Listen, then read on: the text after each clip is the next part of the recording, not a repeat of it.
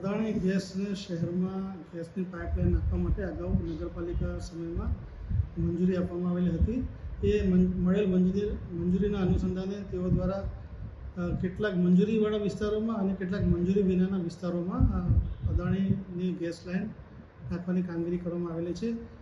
જે તે સમયે જે કરાર હતો એ કરાર અંતર્ગત જે ખોદકામની કામગીરી જે થાય એનું રિપેરિંગ નગરપાલિકાએ કરવાનું થતું હતું. એ અનુસંધાને નગરપાલિકાના સમયમાં અને કોર્પોરેશન બન્યા બાદ જે ખોદકામ થયેલું છે અને રિપેરિંગની કામગીરી કરવામાં આવેલી છે.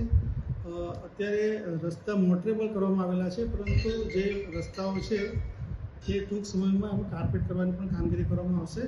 અને અદાણી ગેસ દ્વારા જે કામગીરી થયેલી છે એ કામગીરીમાં જે ખરેખર કોર્પોરેશનને ખર્ચ થનાર છે રિપેરિંગનો, એ ખર્ચ જે થનાર છે એનો અંદાજ કાઢી અને અદાણી ગેસ પાસેની માંગણી પણ કરવામાં આવેલી છે. અંદાજ લગભગ 4 કરોડથી વધારે છે.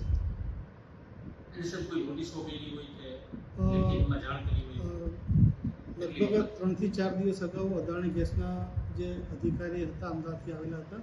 આ બાબતે ચર્ચા પણ થયેલી છે અને વિધિસર એમને પત્ર લખી અને એ લોકોને જાણ કરવામાં આવેલી છે.